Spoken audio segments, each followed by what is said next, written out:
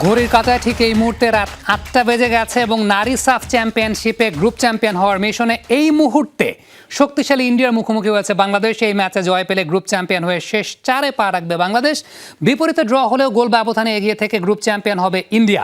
High voltage এই ম্যাচে একাদশে 2 পরিবর্তন এনেছেন কোচ পিটার বাটলার। সাবেক ক্যাপ্টেন এবং ডিফেন্ডার আফিদা খন্দকারের পরিবর্তে মাঠে নেমেছেন সুরমা জান্নাত। চোটের কারণে প্রথম ম্যাচ মিস করা মনিকা চাকমা ফিরেছেন একাদশে। বাদ পড়েছেন উমহেলা মারমা, তবে একাদশে ফেরা হয়নি গোলকিপার রুকমা চাকমার। প্রথম ম্যাচে গোলবার সামলানো মিলিয়ে আক্তারি ভরসা কোচ বাটলারের। শুরুর একাদশে নেই শিউলি আজিমও। এর আগে নিজেদের প্রথম ম্যাচে মালদ্বীপকে 4-2 গোলে হারিয়েছিল বাংলাদেশ।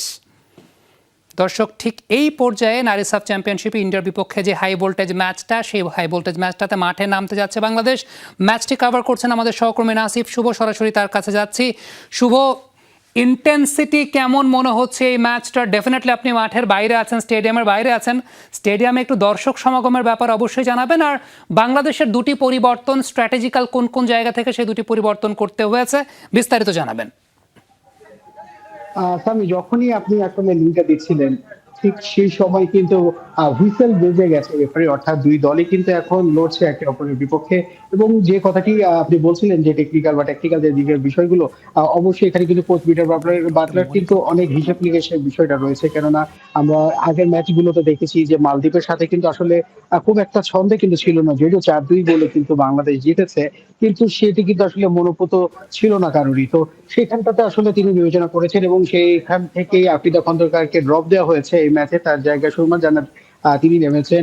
এবং সবচেয়ে প্রত্যাশিত যে বিষয়টি ছিল, অর্থাৎ মনিকা চাকমার একাদশে ফিরে আসাটা, কারণ আমরা জানি যে চোটের কারণে তিনি কিন্তু প্রথম ম্যাচে মিস করেছিলেন। তো এই জায়গাতেও কিন্তু তিনি এসছেন। তো বোঝাই যাচ্ছে যে 4টি মিডফিল্ডার নিয়ে কিন্তু যেহেতু সাজিয়েছেন তার একাদশ, তো বোঝা যাচ্ছে যে মাঝমাঠটা আসলে তিনি খুব বেশি দখলে রাখার চেষ্টা করছেন। কেননা মাঝমাঠটা যদি তিনি খেলতে পারেন এবং সেই জায়গায় ভারতের বিপক্ষে বিগত যে সময়গুলোতে বাংলাদেশ খেলেছে সেখান থেকেও কিন্তু তার বিশেষ অনেক এক্সপিরিয়েন্স কিন্তু রয়েছে। তো সেই জায়গা থেকেও কিন্তু তিনি দলটাকে আসলে ঘুরিয়ে দেখছেন। কেননা সামনে আরো বেশি হাই ভোল্টেজ ম্যাচগুলো রয়েছে। আমরা জানি যে কিছুক্ষণ আগে, অর্থাৎ বাংলাদেশ ম্যাচের আগে যে ম্যাচটি হয়েছিল নেপালের, সেটিতে কিন্তু শ্রীলঙ্কাকে তারা পরাজিত করেছে 2-0 গোলে। অর্থাৎ বোঝাই যাচ্ছে যে বাংলাদেশ দল আসলে চাইবে যে পরবর্তী যে গ্রুপের সেকেন্ড রানার্স আপ থাকবে, তো সেখান থেকে আসলে নেপালকে এড়িয়ে যাওয়ার চেষ্টা করবে। কারণ আমরা দেখেছি যে নেপালও কিন্তু খুব ভালো ফর্মে আছে, খুব শেপে আছে। তো ভারত যেহেতু স্বাগতিক এবং এখানে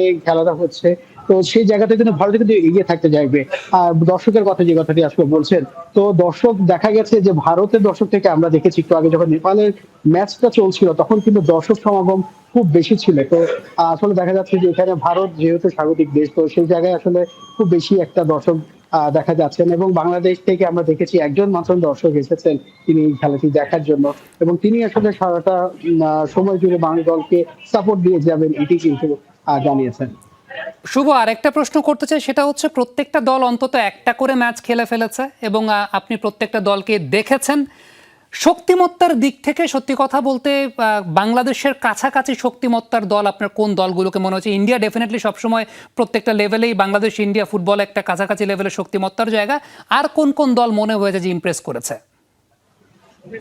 সত্যি কথা বলতে যে দক্ষিণ এশিয়ার নারী একটা লড়াই বা একদম এক কথায় এগিয়ে রাখতে হবে বাংলাদেশ নারী ফুটবল দলকে। তবে আপনি জানেন যে যখন আমরা সব শেষ ট্রফিটি নিয়ে এসেছিলাম সাফ শ্রেষ্ঠত্বে, তো সেখানে কিন্তু বাংলাদেশের শক্তিশালী 5 ফুটবলার কিন্তু ছিল। তো তাদের অভাবটাও কিন্তু আমরা দেখতে পাচ্ছি যে কম বেশি বিভিন্ন জায়গায় তাদের অভাবটা কিন্তু আসলে দেখা যাচ্ছে। তো সেই জায়গা থেকে আসলে বলতে হবে, যদি বাংলাদেশ দলের কাছাকাছি যদি কোনো দল থেকে থাকে, ভারত রয়েছে এবং সেই সঙ্গে কিন্তু নেপালকেও কিন্তু আসলে খাটো করে দেখার কোনো অবকাশ নেই। এই 2টি দলের সাথেই কিন্তু বাংলাদেশ দলকে কম্পিট করতে হবে। যদিও খেলাটা 6টি দলের, কিন্তু এই যে 2টি দল, অর্থাৎ যদি বাংলাদেশ দল পরবর্তী রাউন্ডে যেতে চায় আজকের এই ম্যাচটিতে অবশ্যই জিততে হবে। যদি বাংলাদেশ কোনো ক্রমে যদি পয়েন্ট হারায়, তো সেক্ষেত্রে কিন্তু নেপালের সঙ্গে তার সেমিফাইনাল মুখোমুখি হবে। তো সবকিছু মিলিয়ে কিন্তু আসলে বলা যায় যে লড়াইটা বাংলাদেশের সাথে হতে যাচ্ছে নেপাল এবং ভারতের। শুভ, অসংখ্য ধন্যবাদ আপনাকে আমাদের সঙ্গে যুক্ত হওয়ার জন্য। ভারত থেকে আমাদের সঙ্গে যুক্ত ছিলেন আমাদের সহকর্মী নাসিফ শুভ। এবার একটু ছেলেদের ফুটবল নিয়ে কথা বলতে চাই দর্শক। প্রথমবারের মতো ইউরোপের মাটিতে ম্যাচ খেলতে রোববার দুপুরে সান মারিনোর উদ্দেশ্যে রওনা দিয়েছে বাংলাদেশ ফুটবল দল। ঐতিহাসিক এই ম্যাচ আগামী 5 জুন। ম্যাচ জিতে দর্শকদের ঈদ উপহার দিতে চান তপু বর্মনরা। অনুশীলন ক্যাম্পে হামজা শমীদের উপস্থিতি থাকলে দলের বন্ধন দৃঢ় করতে খুবই সাহায্য করত বলে মনে করছেন ম্যানেজার আমির খান। জন্ম বেড়ে ওঠা ইউরোপে, ভারত মহাসাগর পাড়ি দিয়েছেন এর আগে কতবার। তবে জামাল ভুঁইয়ার এই ইউরোপ ভ্রমণ আলাদা, অনেক ক্ষেত্রে ঐতিহাসিক। প্রথমবারের মতো ইউরোপের মাঠে ম্যাচ খেলবে বাংলাদেশ ফুটবল দল, জামাল সেটার অধিনায়ক। ইউরোপের দল হলেও সান মারিনো ফিফার লোয়েস্ট র্যাঙ্কড টিম। বাংলাদেশের জয়টা তাই অনুমিতই হওয়ার কথা, কিন্তু দলটা যেহেতু সারা বছর ইংল্যান্ড, ফ্রান্স, স্পেনের বিপক্ষে খেলে, দলটার খেলোয়াড়রা যেহেতু ইউরোপের বিভিন্ন লিগে খেলেন, শঙ্কার জায়গাও উড়িয়ে দেয়া যাচ্ছে না। তপু কাজেমরা তাই অনেকটা উভয় সংকটে, জিতলে প্রশংসা কম মিলবে, হারলে জুটবে নিন্দার বর্ষণ।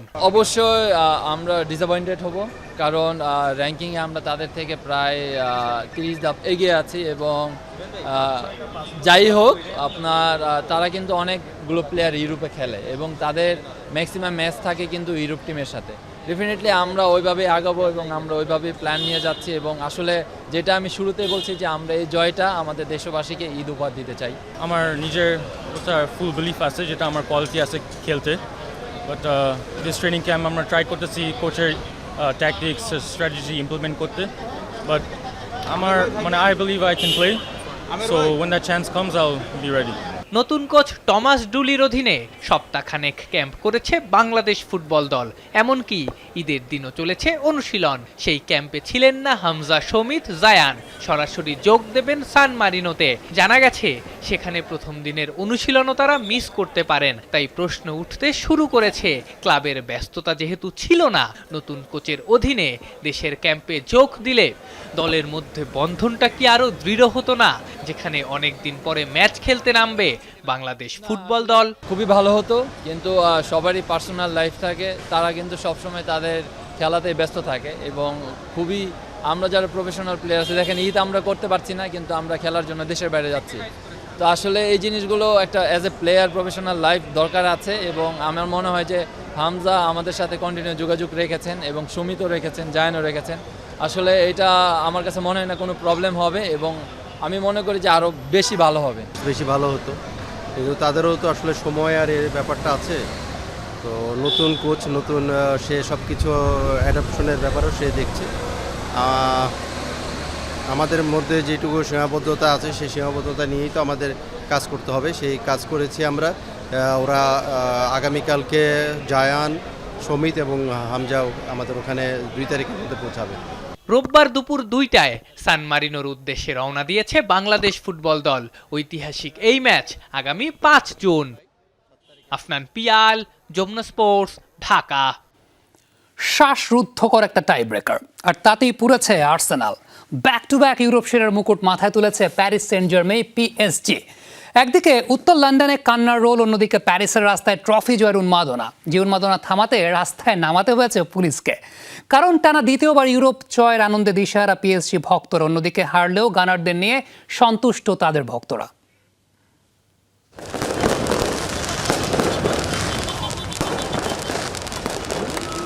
ব্যাক টু ব্যাক চ্যাম্পিয়ন, ইউরোপের সেরার তকমাটা আবারও প্যারিসিয়ানদের দখলে। ফাইনালের শ্বাসরুদ্ধকর ম্যাচে টাই ব্রেকারে আর্সেনালকে কাঁদিয়ে ঘরের শিরোপা ঘরে রেখে দিল PSG। আইফেল টাওয়ার থেকে সোশ্যালিজ, পুরো প্যারিস এখন লাল নীল উৎসবে মাতোয়ারা।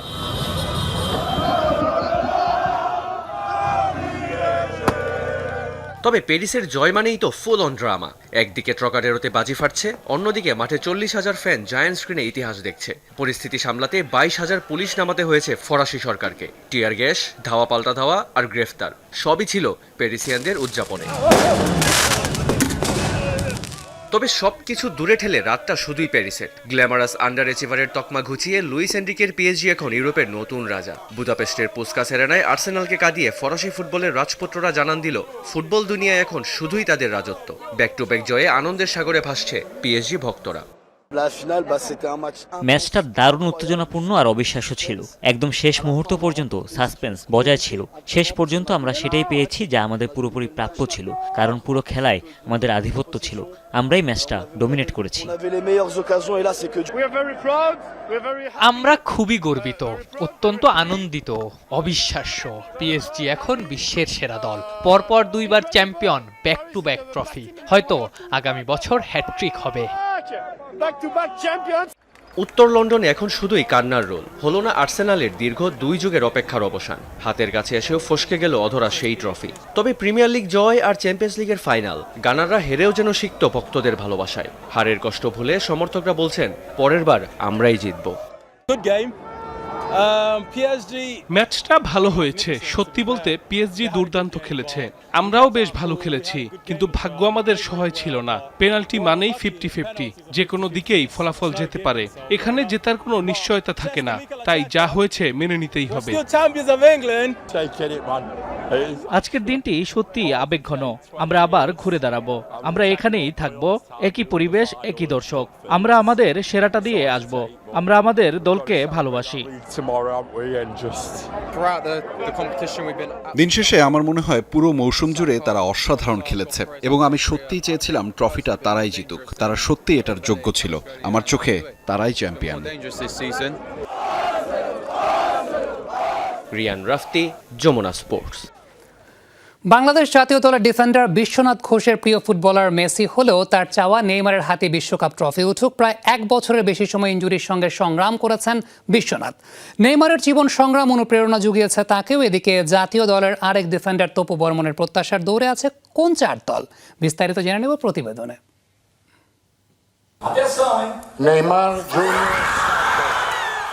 নেইমারের গল্পটা মিলে যায় আমাদের কারো কারো সঙ্গে। কোনো একটা বিষয়ে তুমুল প্রতিভা সত্ত্বেও বাধা হয়ে দাঁড়ায় ইনজুরি কিংবা অন্য কোনো ঘটনা। তাই তো এত কিছুর পরও নেইমারের বিশ্বকাপ দলে ডাক পাওয়া বাঙালির আবেগকে নাড়া দেয়। একজন আর্জেন্টিনা সাপোর্টার হয়েও বাংলাদেশ জাতীয় দলের ডিফেন্ডার বিশ্বনাথের চাওয়া নেইমারের হাতে ট্রফি। লাস্ট ইয়ার আমি খুব মন থেকে চাইছিলাম যে হচ্ছে গিয়ে যাতে আর্জেন্টিনা মেসির হাতে ট্রফিটা যায়, কারণ মেসির সব কিছুই আছে, শুধু এই ট্রফিটা নেই। তো ও পাইছে, তো সত্যি কথা বলতে অনেক খুশি হয়েছি ও পাইছে। তো এবার চাবো যে হচ্ছে যদি নেইমার যদি পায় খুব খুশি হব, আনন্দিত হব, কারণ নেইমার আসলে অনেক স্ট্রাগল করে। ও মানে আপনি নেইমার, মেসি, রোনালদো বলেন, যাই বলেন, মানে রোনালদো, মেসি যা আছে ওই নেইমারের মধ্যে আপনি তাকে পাবেন। তো আমার খুব ভালো লাগে নেইমারে। আমি চাই যে নেইমার যদি এটা শেষ বিশ্বকাপ যদি হয়ে থাকে বা ও যদি চায় ওর হাতে যদি ট্রফিটা আসে, ভালো লাগবে আসলে নিজের কাছে আর কি। 48 দলের অংশগ্রহণে এবারই বৃহৎ পরিসরে 3 দেশে বিশ্বকাপ, যেখানে জাতীয় দলের সিনিয়র ক্যাম্পেইনার তপু বর্মনের ফেভারিট 4 দেশ। ওয়ার্ল্ড কাপ আমার কাছে 4টা টিম অনেক ফেভারিট। এক আর্জেন্টিনা, ফ্রান্স, ব্রাজিল, স্পেন। এই 4টা টিম থেকে আমার কাছে মনে হয় যে কেউ একজন ওয়ার্ল্ড কাপ জিতবে।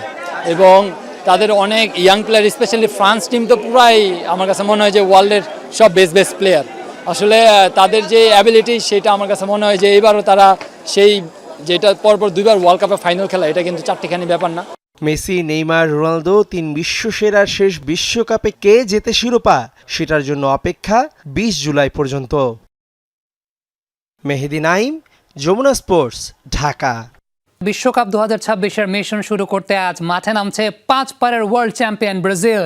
নিজেদের প্রথম প্র্যাকটিস ম্যাচে সেলেসাওদের প্রতিপক্ষ পানামা। নতুন কোচ এবং নতুন কৌশল পরখ করায় এই ম্যাচটি নিয়ে ফুটবল ভক্তদের মাঝে বিরাজ করছে তুমুল উত্তেজনা। বাংলাদেশ সময় আজ রাত 3:30টায় মাঠে করাবে ব্রাজিল এবং পানামার এই প্রীতি ম্যাচটি। বিশ্বকাপের আগে নিজেদের দল গুছিয়ে নিতে ম্যাচটিকে বেশ গুরুত্ব দিচ্ছে সেলেসাওরা। বিশেষ করে সাম্প্রতিক চোট কাটিয়ে নতুন মুখের পারফরম্যান্স এবং দলের সামগ্রিক ছন্দ কেমন থাকে সেদিকে নজর থাকবে সমর্থকদের। জয়ের ধারায় ফিরে আত্মবিশ্বাস বাড়াতে মরিয়া ব্রাজিল, অন্যদিকে শক্তিশালী প্রতিপক্ষকে রুখে দিয়ে নিজেদের সামর্থ্য প্রমাণের বড় সুযোগ পানামার সামনে। রংপুরের গঙ্গাচড়ায় হয়ে গেল সাবেক ক্রিকেটারদের ব্যতিক্রমে এক মিলন মেলার রুদ্ধশ্বাস ক্রিকেট ম্যাচ। অংশগ্রহণকারীদের সবার বয়স 35-এর উপরে, যারা সবাই দেশের বিভিন্ন স্থানে বিভিন্ন পেশায় কর্মরত। মাদক, ইন্টারনেট আসক্তিমুক্ত সমাজের দিকে নতুন প্রজন্মকে উৎসাহিত করার মাধ্যমে এলাকার সব বয়সী মানুষের মধ্যে যোগাযোগ জিয়ে রাখতে দারুণ এই ক্রিকেট ম্যাচ সারা জাগিয়েছে। গঙ্গাচড়ার ঐতিহ্যবাহী উপজেলা পরিষদ মাঠে ঈদের 3য় দিন ভোরের আলো ফুটতেই গড়ায় এক ব্যতিক্রমী ক্রিকেট ম্যাচ। এসো মিলি প্রাণের টানে আবারও মোদের প্রিয় ময়দানে। প্রতিবাদ্যে টুর্নামেন্টের উদ্বোধন করেন উপজেলা সহকারী কমিশনার হামিদুল ইসলাম। উপজেলার সাবেক ক্রিকেটারদের আয়োজনে টুর্নামেন্টে অংশগ্রহণকারীরাও সাবেকরাই। কেউ 15, কেউ 20, কেউ বা তারও বেশি বছর পর পুরনো মাঠে। দারুণ নস্টালজিয়া তাদের মাঝে, যেন সবটা জুড়েই ফিরেছে স্মৃতি কাতুরে শৈশব। আমাদের বড় ভাই থেকে শুরু করে আমরা আমাদের ছোট যারা আছে সবার সঙ্গে দেখা হচ্ছে, এর অনুভূতিটা আসলে অন্যরকম। সবাই আমরা ব্যস্ত, আসলে এই ব্যস্ত জীবনে এই ঈদের একটা দিনেই আমরা শৈশবে ফিরে আসি। বড় ভাইদের ছোট ভাইদের নিয়ে আমরা এই বিষয়টা একটু চলমান রাখতে চাই। এটা প্রায় 15 থেকে 20 বছর পর এই মাঠে আমরা সবাই উপস্থিত হয়েছি খেলার জন্য, এবং খেলার কারণে সবার সঙ্গে দেখা হচ্ছে। শুধু পেছনে ফেরা আর মিলন উৎসবই নয়, ঘুণে ধরা সমাজকে পরিশুদ্ধ করার প্রত্যয়ও খেলোয়াড়দের মাঝে। মাদক, ইন্টারনেট আসক্তি, অপসংস্কৃতির হাত থেকে সমাজকে রক্ষার লক্ষ্য তাদের। মাদক থেকে উঠতি বয়সের যুব সমাজকে দূরে নিয়ে আসার জন্যই আমাদের এই আয়োজন। খেলাধুলার মাধ্যমে সমাজ থেকে বিভিন্ন অপসংস্কৃতিগুলো দূর করা সম্ভব। মাঠে থাকলে তাদের মন মানসিকতা মাঠের মধ্যে থাকবে। মাদককে না বলি আর কি, এটাই আমাদের প্রথম মেসেজ। খেলায় অংশ নেন পুরো উপজেলার 9 ইউনিয়নের 112 জন সাবেক ক্রিকেটার, যারা এখন জীবন জীবিকার প্রয়োজনে এলাকা ছাড়া বিভিন্ন পেশায় কর্মরত। ঈদের ছুটিতে এসে লটারির মাধ্যমে 8টি দলে বিভক্ত হয়ে খেলা শুরু। দিনভর টান টান উত্তেজনার ম্যাচ। ফাইনালে গঙ্গাচড়া লায়ন্স 4 ওভারে 49 রানের টার্গেট দেয় গঙ্গাচড়া টাইটান্সকে। 37 রান করেই মাঠ ছাড়লে বিজয়ী হয় লায়ন্স। তবুও খুশি দুই দলের ক্যাপ্টেন। আমার দলের প্লেয়াররা সবাই যার যার অবস্থান থেকে খুব ভালো কন্ট্রিবিউট করেছে বিধায় আমরা আজকে চ্যাম্পিয়ন হয়েছি। হারজিত থাকবে আমরা মেনে নিয়েছি, তারপর আমরা তো সবাই একসাথে মিলন মেলা হয়েছে, এজন্য আমরা তারপরও আনন্দিত। আয়োজকরা বললেন, আয়োজনের সিজন 2 হলো এবার। নিজেদের মধ্যে সম্প্রীতির মেলবন্ধন জিয়ে রাখতে এই ধারা অব্যাহত রাখতে চান তারা। উপজেলা সহকারী কমিশনার বললেন, এই ধরনের উদ্যোগ আশা জাগানিয়া। সবাই মিলে আমরা আসলে ওয়ান কাইন্ড অফ একটা পুনর্মিলনী, সেই সময় একটা খেলার আয়োজন, সেই আগের স্মৃতিগুলো ফিরিয়ে আনা, এই জন্য আমরা আসলে এটা আয়োজন করছি। গতবারে আমাদের শুরু হয়েছে, এবার সিজন 2, আমরা এটা ধারাবাহিকভাবে আগামীতে রাখতে চাই। এই ধরনের আয়োজন যেমন ভ্রাতৃত্ব তথা পারস্পরিক শ্রদ্ধাবোধ বাড়ায়, পাশাপাশি আমাদের সমাজে যারা বর্তমান ইয়াং জেনারেশন রয়েছে তাদেরকে অনুপ্রাণিত করে একতাবদ্ধ থাকার এবং দলীয় তথা নেতৃত্ব গুণাবলী বিকশিত করার একটি বার্তা বহন করে। নানা বয়সী মানুষ দিনভর নেচে গেয়ে উপভোগ করেন এই প্রীতি ক্রিকেট ম্যাচ। ম্যাচটিতে মিডিয়া পার্টনার ছিল যমুনা টেলিভিশন। সরকার, মাঝারুল মান্নান, যমুনা স্পোর্টস, রংপুর। দর্শক, নারী সাফ চ্যাম্পিয়নশিপে এই মুহূর্তে বাংলাদেশ এবং ইন্ডিয়া মুখোমুখি হয়েছে। হাই ভোল্টেজ এই ম্যাচটা অলরেডি 25 মিনিট অতিবাহিত হয়েছে, তবে 25 মিনিটে এখন পর্যন্ত কোনো দলই গোল স্কোর করতে পারেনি। দুপক্ষের মধ্যে কিন্তু হাড্ডাহাড্ডি লড়াই চলছে। যমুনা টেলিভিশনের পরবর্তী সংবাদগুলোতে আপনি অবশ্যই সেই আপডেটটা পেয়ে যাবেন যে এই ম্যাচে শেষ পর্যন্ত কী ঘটছে। অন দ্যাট নোট, এই ছিল আজকের স্পোর্টস লাইভ। এতক্ষণ আমাদের সঙ্গে থাকার জন্য সকলকে ধন্যবাদ।